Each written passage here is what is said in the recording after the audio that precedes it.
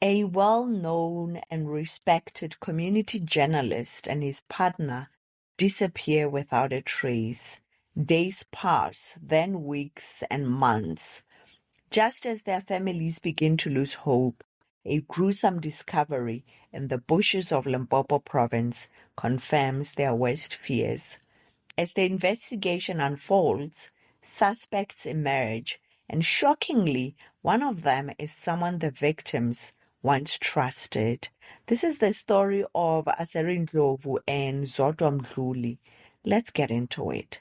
Sibusiso Aseri Ndlovu was a 38-year-old journalist and founder of Capital Live SA 99.0 FM, a community radio station based in Mamelodi, east of Pretoria.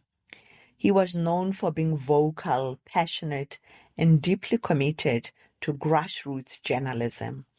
A respected figure in South Africa's local media landscape, he also served on the National Press Club Committee. Aseri lived in KwaMhlanga in Mpumalanga with his partner, 46-year-old Zodwa Mdluli, and commuted regularly to Pretoria for work. Zodwa was described as a pillar of her family, and she had two sons. Her eldest son, Treasure Mdluli, would later play a key role in the family's desperate search for answers.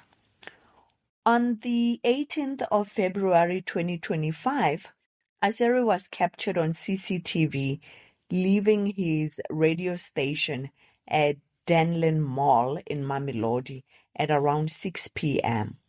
He was driving his white VW City Golf, and that would be the last time he was seen alive. Zodwa, meanwhile, was last seen at their home in KwaMhlanga. Both vanished on the same day, seemingly from different provinces, which only deepened the confusion. Their disappearance only came to light days later when Aseri failed to report to work, and neither he nor Zodwa could be reached on their cell phones. Concerned, family and friends went to their home, only to be met with a chilling scene. Signs of forced entry, a ransacked house, and several items, including the fridge, television, stove, microwave, and even blankets and other items were missing. The couple's car was also missing. While initial reports suggested that Aseri had been abducted in Mamelodi and Zodwa may be abducted at home, police would later confirm their beliefs that both had been kidnapped together from their residence. The case initially sparked concern that Aseri may have been targeted due to his work as a journalist, that perhaps he was working on a breaking story that involved dangerous criminals, and they had targeted and kidnapped him for that reason. His brother also spoke publicly, expressing fears that perhaps his brother's disappearance might be linked to extortion attempts from the previous year, when 6 men had allegedly demanded a protection fee for his radio station in Mamelodi. Police opened a kidnapping and house robbery case after inspecting the crime scene. The National Press Club, as well as the African Media and Communicators Forum, offered a reward of 100,000 rands for any information.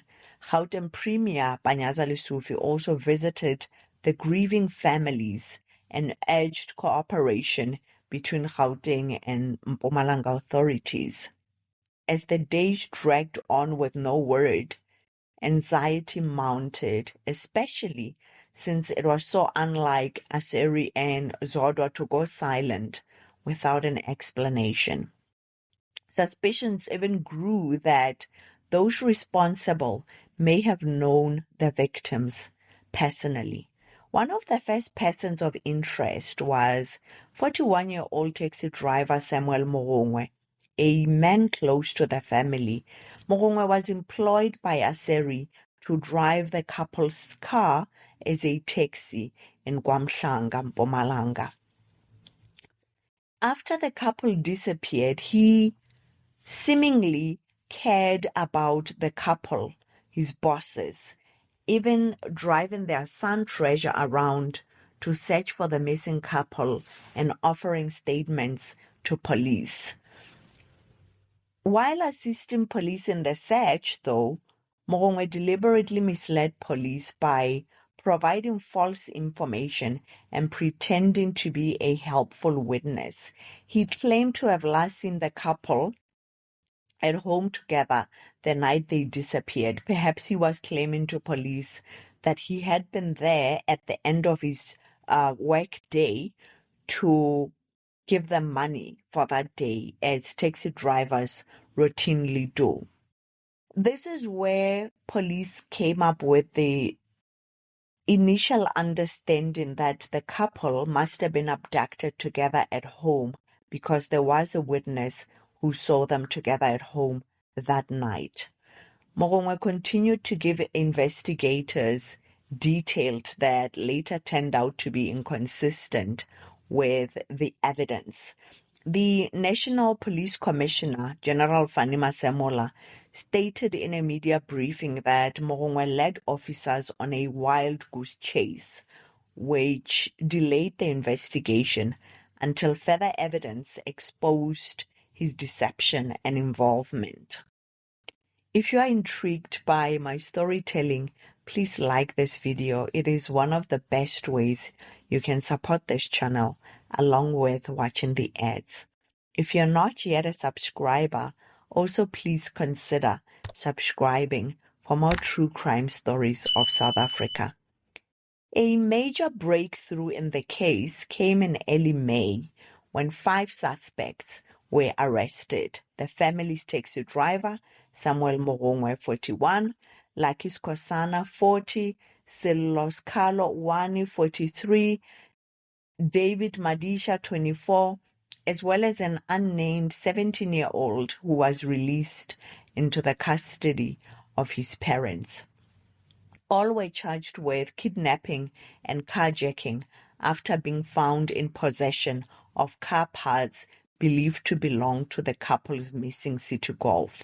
Critically, Morongwe was also found in possession of Zodwa's identity documents and registration papers for the stolen car.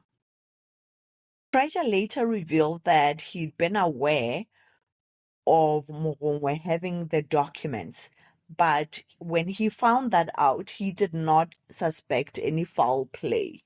Morongwe had explained to him that he was in possession of those documents because just before Zodwa disappeared, she was in the process of selling the vehicle to him.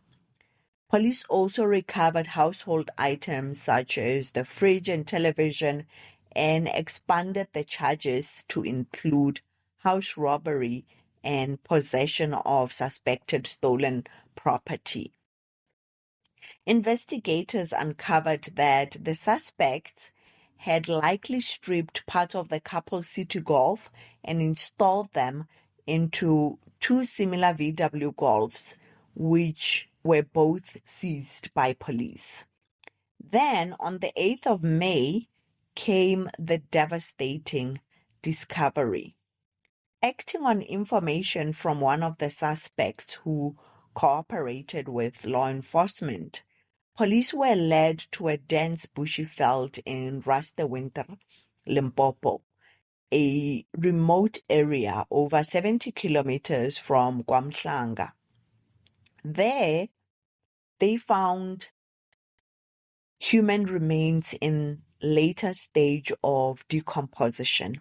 These remains were believed to be that of Aseri Ndlovu and Zodwa Mdluli, although they waited for weeks for confirmation from DNA analysis, which would later confirm that indeed those remains belonged to the couple. The post-mortem also revealed that the manner of death had been gunshot wounds.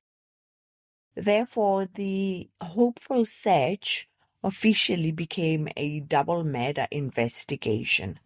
While the motive remains under investigation, a leading theory suggested by family and explored by police is that Morongwe may have killed the couple out of greed, possibly wanting to take ownership of the taxi he had been driving for them. In the weeks that followed, police arrested 3 more suspects, bringing the total to 8. All now face charges including kidnapping, carjacking, robbery, and 2 counts of murder. As earlier indicated, one of the suspects reportedly turned state witness and was the one that led police to the burial site of the couple. For the families, the confirmation of Aseri and Zodwa's deaths brought both closure and heartbreak. Treasure, Zodwa's son, was devastated. The betrayal hit hard. Morongwe had not only worked for the family, he had also pretended to help them search. Meanwhile, he was the one that had killed the couple. It's a very sad day for us. So, yes, closure is there that we know now what really happened and we know where our mom is, but we are broken. My mom was very supportive, very loving. So now is all I have, and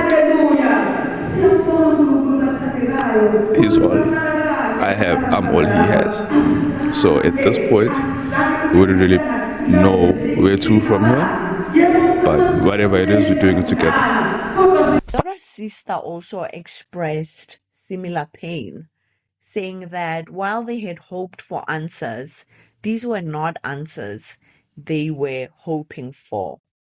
It's not a closure that we have expected to get. It's a sad one. It's so very sad. Praying and asking God to make it easier to our president. I'm not saying this because I've lost a sister. I'm saying this because as I'm mourning for my sister here, there are other families who are mourning for their families. There are other families who have lost their loved ones. So I'm begging our government to please bring back death penalty. Members of the National Press Club and the African Media Communicators Forum condemned the murders and criticized the delays in the DNA confirmation processes, which had taken weeks despite the urgency of the case. A joint memorial service was held in KwaMhlanga to honor the couple's lives and legacies. Aseri Ndlovu was laid to rest on what would have been his 39th birthday, a final tribute to a man whose voice had been silenced far too soon. And that is it for today's case. Thank you so much for watching. Please remember to share your thoughts in the comments section, which always generates such interesting debates and perspectives about criminality in South Africa. Thank you so much, and I hope to see you in the next one.